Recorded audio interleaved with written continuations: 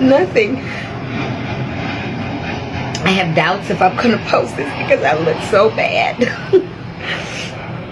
But if there's somebody out there and you've done a lot and you know you love people, you know you do, search your heart. Ask God to help you heal from whatever that is that's hurting you, because you have to love everybody. You have to truly love. And I think that if we fall in love with Jesus, really fall in love with him, the worst of enemies can't hurt us. I've seen people have testimonies where somebody killed their child and they prayed for that person's soul. That's where we have to be. You know, that's where we have to be. And I want to be that person, because you reap what you sow. God is a God of his word. You can't deny that. I want to reap benefits. So he had told me to stand. He told me to fall in love with Jesus. And then he told me to get ready for a blessing. It was supposed to be a weekend of connection. A quiet, private visit meant to nurture love, not end it. Stephanie Dowells packed lightly that morning. Just a few essentials. She was heading to Mule Creek State Prison in Ione, California, to see her husband, a man she'd promised to stand by. A man who, 30 years earlier, had executed 4 people. A man sentenced to spend the rest of his life, and then some, behind concrete and steel. What happened behind those prison walls would shake a family to its core, leave a community searching for answers, and expose a devastating flaw in a system meant to protect. I'm your host, and this is True Crime Watch HD. If you're into chilling, real-life investigations and cases that raise more questions than answers, make sure to hit that subscribe button and turn on the bell for updates. You won't want to miss what's coming next, because this is the story of how love led one woman straight into the arms of a killer. Again. When Stephanie walked into that prison on November 12, 2024, she had no idea she'd never walk out. She was 62 years old, a mother, a grandmother, a business owner, a woman known by friends and clients as Stevie, warm, spirited, fiercely loyal. She owned Hair Elite, a thriving salon in Los Angeles that was more than just a place for blowouts and trims. It was her sanctuary, a space where women felt heard, uplifted, and transformed. She had built her life from the ground up, raised 2 boys, spoiled her grandchildren. She laughed loudly, worked hard, and posted spiritual messages on Facebook in between cheering on her favorite teams and prepping for Herbalife workouts. From the outside, Stephanie Dowells had it all. But there was something else too. Something harder to see. Loneliness. And a belief, the kind only the deeply faithful or deeply wounded seem to hold on to, that love could save anyone. Even a murderer. Let's rewind. David Brinson was no ordinary inmate. He wasn't in for theft or even one-time rage. In 1993, he was convicted of 4 execution-style murders during a robbery gone wrong in Los Angeles. The victims? Robert Marks, Gene McCullers, William Terry, and Celedino Ligdas. 4 men who died face down on the floor for nothing more than a few dollars and a stash of drugs. Brinson was sentenced to 4 consecutive life terms, plus 20 years, without the possibility of parole. A sentence so severe it practically screamed, "This man is never getting out." And yet, somehow he managed to find love. He and Stephanie began talking online. Exactly how they met remains murky, but by the time their conversations turned romantic, it was clear, Stephanie believed in his transformation. She believed in second chances. She believed in him. And eventually, she married him. They had what the state calls a family visit. But let's be clear, these aren't casual meetings across a glass wall. Family visits in California are full-on, unsupervised overnight stays. Apartment-style units. A bed. A kitchen. Privacy. 30 to 40 hours alone. According to the California Department of Corrections and Rehabilitation, these visits are a privilege only granted to inmates who meet strict behavioral requirements. And David Brinson, a quadruple murderer, had apparently met those standards. What Stephanie's family didn't know, what most people don't know, is that the list of who cannot have conjugal visits doesn't include multiple murderers. Death row inmates? No. Sex offenders? No. But mass killers like Brinson? If they're well behaved, the door is open. At 2:06 a.m. on November 13th, the phone rang at the staff unit inside Mule Creek State Prison. It was Brinson. He told officers that Stephanie had passed out. Prison guards rushed to the family unit. Paramedics were called. Life-saving efforts began. But it was too late. By 2:51 a.m., Stephanie Dowells was pronounced dead. The official story at first? A medical emergency. Nothing suspicious. A tragic but unexplained incident. But Stephanie's family, they knew better. Her son, Armand Torres, said it didn't add up. "My mom was just left alone," he told reporters. "She called for help, I'm sure. And there was nothing she could do." He was right. 4 months later, the Amador County coroner released the autopsy findings. Stephanie had been strangled to death. Manual strangulation. No accident. No natural causes. Homicide. And the only person in that room with her was the man she trusted to love her. Her family was devastated, but also furious. How could they just let this happen? Armand asked. Given the history that this guy has, how is it even possible for them to be unsupervised? The answer lies in California's corrections policies, a set of guidelines meant to reward rehabilitation, encourage connection, and reduce recidivism. In theory, it's about humanizing the incarcerated, giving them hope, helping them maintain relationships that matter. But who decides who gets that privilege? And how do you explain giving a man who shot 4 people in the back of the head 30 hours alone with someone he could kill again? Because that's exactly what happened. Stephanie's story sparked outrage across California. How did the Department of Corrections overlook the risk? Why wasn't there any supervision, any monitoring, any contingency? Why was she there, alone, with a man who'd already proven he could take lives without remorse? In the months following her death, no charges were filed. No arrests. The investigation, authorities said, was ongoing. David Brinson remained incarcerated, reportedly transferred to a medical facility within the state system. But not for trial. Not for sentencing. Not even for questioning. And so the silence deepened. The family begged for answers. Stephanie's mother, Ovetta Wilson, said it best. She was the most giving, kind-hearted person. Always trying to help others. I told her all the time, "Sweetheart, you can't save the world." But Stephanie had tried anyway. As the public pressure began to rise, the Department of Corrections issued a statement. A cold, procedural explanation that inmates must apply and meet strict eligibility criteria for family visits. That visits were designed to support rehabilitation. But nothing about how or why this particular visit was approved. Nothing about why a mass murderer was treated like a man on the path to redemption.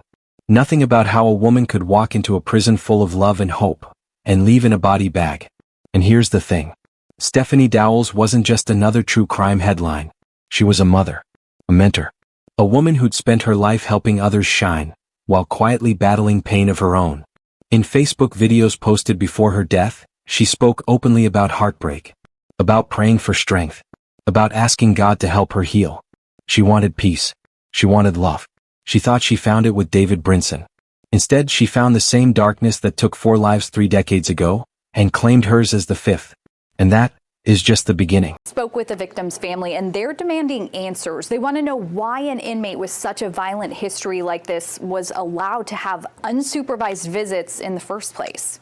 The most giving, kind-hearted person. 62-year-old Stephanie Dowells was always trying to help others, her mother, Ovetta Wilson, says. I would often tell my sweetheart, you can't save the world. Dowells was a mother herself to 2 sons, grandmother to 6. She was a hairstylist and a small business owner in the Los Angeles area, known to her family as Stevie. We spoke to them on Zoom. Stevie was literally the glue that held the family together, making her loss all the more difficult. We were just devastated. Dowells died during an overnight visit with an inmate at Mule Creek State Prison in Ione just before 3 a.m. last November. Now, 4 months later, the Amador County coroner confirmed her family's fears, finding the death was a homicide. The coroner says she was strangled. How could they just, let this happen and just don't get it? Armand Torres says the prison should be held accountable. He says his mom was visiting her husband, David Brinson, there. They would read the Bible together. He was in school in there because she was pushing him to try to be this better person. But Brinson is serving 4 consecutive life terms with a 20-year determinate sentence on top of that, without the possibility of parole, all after his 1993 conviction of 4 murders. My mom was just left alone, and she, called for help, I'm sure, and there's nothing she could do. Before there was tragedy, before there was scandal, there was a man. A man who once walked the streets of Los Angeles. A man who smiled, joked, and lived among others without raising suspicion. And then one night he pulled the trigger. Not once, not twice, but 4 times. 4 lives taken execution style, in a crime so cold it left even hardened detectives stunned. This is the man Stephanie Dowells fell in love with. The man she chose to marry. This is David Brinson. And to understand the horror of what happened in that prison apartment, we need to understand him. June 12, 1990. Los Angeles, California. A small-time drug deal was about to take place. Nothing major. Just a few men exchanging marijuana in the back room of a tavern. But what unfolded was not a transaction. It was a massacre. David Dwayne Brinson was 20 years old at the time. He entered that tavern armed with a gun and left behind a trail of blood. His victims? Robert Marks, 59. Gene McCullers, 28. William Terry, 27. Celadino Ligdas, 33. All 4 were found lying face down. Execution style. Shot dead. The motive? According to investigators, Brinson believed the men were interfering in a cocaine-related deal. He didn't argue. He didn't threaten. He killed. 4 lives, gone in minutes, over what amounted to little more than street-level paranoia and power. When Brinson was sentenced in 1994, the court didn't hesitate. He received 4 consecutive life sentences, plus an additional 20 years. No parole. No hope. Just bars and concrete until his final breath. The judge at the time made it clear. David Brinson was to never walk free again. And yet, decades later, there he was, behind closed doors in a furnished prison apartment, alone with a woman who loved him. So how did we get here? According to the California Department of Corrections and Rehabilitation, Brinson had met the criteria for family visits. He had, allegedly, shown, sustained good behavior.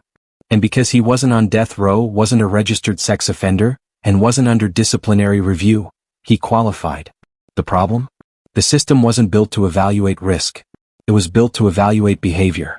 On paper, Brinson had been calm, cooperative, obedient. But what the paperwork couldn't show was the darkness still inside him. Stephanie believed he'd changed. To her, Brinson was not the man who gunned down 4 strangers.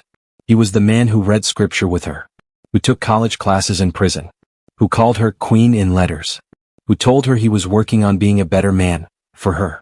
And Stephanie? She wasn't naive. She was optimistic. She believed in redemption. She wanted to be someone's miracle. Her family saw it differently. They were disturbed, deeply, by her relationship with a man serving multiple life sentences. They asked questions. They voiced concern. But Stephanie stood firm. She told them this was her life, her choice. And she wasn't backing down. Behind the scenes she was changing. Friends noticed she was glowing, losing weight, smiling more. Her Facebook became filled with playful selfies and motivational quotes. She talked about Herbalife, faith, and self-love. But there were also hints of pain, spiritual reflections about forgiveness, heartbreak, and trying to heal wounds she'd carried for years. One video she posted, just months before her death, was especially haunting. In it, she talked about praying for the strength to let go of bitterness. She said God told her to fall in love with Jesus and get ready for a blessing. It was raw. It was emotional. It was Stephanie. But behind those hopeful words was a woman still searching for something. And that search, that desperate need for purpose, for connection, led her back through prison gates time and time again. David Brinson wasn't Stephanie's first relationship, but he was the one that changed everything. She told friends he gave her peace, that he listened, that he wanted to be better because of her. Some believed it, others didn't. But what no one expected was what happened during their final visit. Let's go back to that night. November 12, 2024. Stephanie arrived at Mule Creek State Prison for an overnight stay. The facility is located in Ione, California, a quiet rural town 2 hours east of San Francisco. The family visiting units are tucked within the prison grounds, designed to mimic small apartments. There's a bed, a kitchen, a bathroom, and, most notably, no surveillance cameras inside. The visit was scheduled to last up to 40 hours. Unsupervised, private. Guards were supposed to check on inmates intermittently, conducting head counts 4 times every 24 hours. But between those checks, they were alone. No cameras.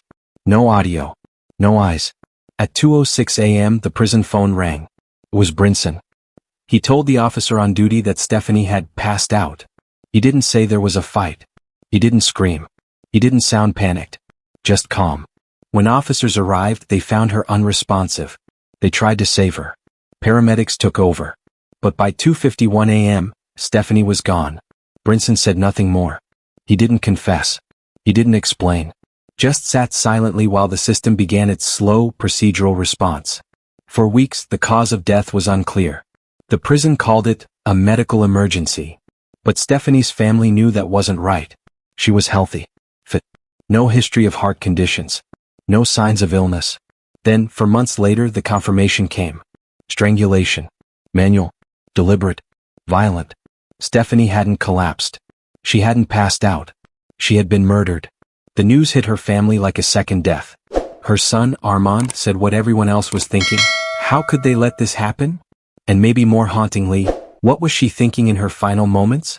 Did she call for help? Did she know he was going to do this? Questions that would never be answered. As outrage grew, so did scrutiny of the CDCR's policies. According to their own manual, the department prioritizes privacy during family visits. Inmates are only required to check in during set counts. Unannounced inspections are possible, but rarely done unless there's cause. And in Brinson's case? There was none. No warning. No outburst.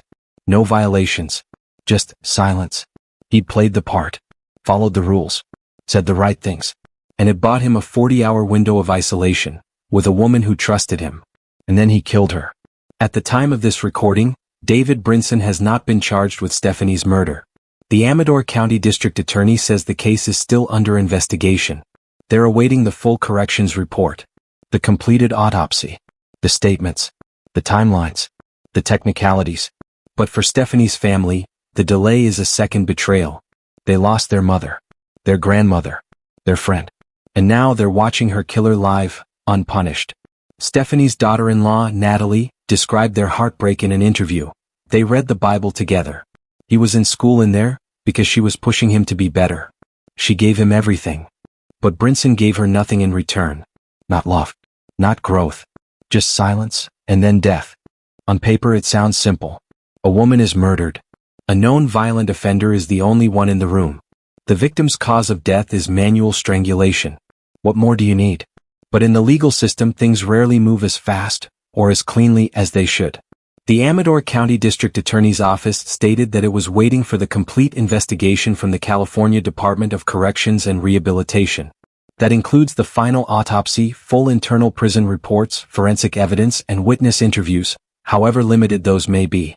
But there's also another layer. Brinson is already imprisoned indefinitely. Multiple life sentences. No possibility of parole. He will never see the outside world again. So for some prosecutors, a case like this raises questions not of guilt, but of value. Is it worth the cost? The time? The resources? Should the state pursue another conviction for a man already buried in the system? For Stephanie's family, the answer is obvious. Absolutely. Because it's not just about punishment, it's about principle. It's about acknowledging the crime, putting a name to the brutality, ensuring the man who took their mother, their sister, their friend, is held publicly and legally responsible. It's about respect. Armand Torres, Stephanie's son, has said repeatedly that the system failed his mother twice. First, by allowing Brinson conjugal privileges. And second, by letting him walk away from her death, untouched, uncharged. And when you look at the bigger picture, he's right. Because this isn't just about one man, or one prison, or one murder. This is about a system that gave a convicted killer the opportunity to kill again, and then dragged its feet when he did. Let's talk about the program that made this possible. Family visitation, sometimes called conjugal visits, exists in only a handful of U.S. states. California is one of them. The stated purpose? To support rehabilitation. To allow incarcerated individuals to maintain close relationships with loved ones. To create a bridge between prison life and the outside world. But the rules around who gets these visits vary. And as we've seen, they leave glaring holes. In California, prisoners on death row, registered sex offenders, and those with recent serious rule violations are barred from these visits. But there is no specific policy disqualifying inmates convicted of multiple murders. That's not a loophole. That's a crater. Stephanie's case shines a light on that oversight. She was alone for nearly 2 full days with a man who'd already taken 4 lives. No guards. No cameras. No emergency alarm. Just a locked door and hope that good behavior could hold back evil. It didn't. And even beyond the visit itself, the facility's procedures are being scrutinized. According to the CDCR Operations Manual, inmates on family visits are required to show themselves for count 4 times within a 24-hour period. Guards can perform random checks. But otherwise, every effort is made to protect the inmate's privacy. That word again, privacy. In this case, it meant no one saw what happened to Stephanie. No one heard her final cries. No one intervened. Because the system, in protecting privacy, sacrificed safety. And now the aftermath plays out in painfully slow motion. David Brinson remains in custody, not in a segregation unit, not facing new charges, but reportedly in the CDCR's healthcare facility in Stockton. What? Officials won't say. Is it a protective transfer? A psychological evaluation? A health concern? No one knows. Or if they do, they're not talking. The same silence that followed Stephanie's death continues. Meanwhile, the people who loved her the most are left to pick up the pieces. Stephanie was the financial provider for her elderly parents. She helped raise her grandchildren. She ran a small business, mentored other women, and gave freely to her community. But now, her family has launched a GoFundMe just to cover her funeral and final expenses. Her salon, Hair Elite, sits quieter now. A space once filled with joy and laughter now echoes with what-ifs and why-nots. She was our rock, her mother, Ovetta Wilson, said. The glue that held us all together. And in a cruel twist, the woman who spent her life helping others, died alone, calling for help that never came. But here's the thing, Stephanie's death wasn't just a failure of judgment. It was a failure of accountability. The people responsible for granting Brinson visitation privileges, where are they? The review board that approved the visit, have they been questioned? Has anyone in the CDCR come forward to admit fault? To even acknowledge what went wrong? So far, nothing. No apology. No admission. No policy change. And that silence, that institutional shrug, is perhaps the most chilling part of all. So what now? Stephanie's family continues to call for justice. They've asked the state to review its policies, to consider excluding any inmate with a history of multiple violent offenses from unsupervised visits, no matter how well-behaved they've been behind bars. They're also urging prosecutors to file charges. Because if the system doesn't hold Brinson accountable, who will? And what happens when the next model inmate crosses the line again? There's a temptation with cases like these to assign blame to the victim. To ask why she married him. Why she visited him. Why she didn't walk away. But that's not the point. The point is that the system, the one we fund, the one we trust to protect its citizens, gave a convicted killer the tools and opportunity to kill again. And it's still pretending that's normal. Stephanie Dowells was more than the sum of her final mistake. She was a woman who loved hard, believed in redemption, and trusted the wrong man with her life. Her death should not fade quietly into the background of prison policy. It should be a wake-up call. A line in the sand. A demand for change. And it starts here, with stories like this. With platforms like True Crime Watch HD. With people like you refusing to let her name be forgotten. So if this case moved you, share this video. Leave a comment with your thoughts. Demand better from our system. And most of all, say her name. Stephanie Dowells. Because justice doesn't happen in the shadows. It happens when the truth is brought into the light.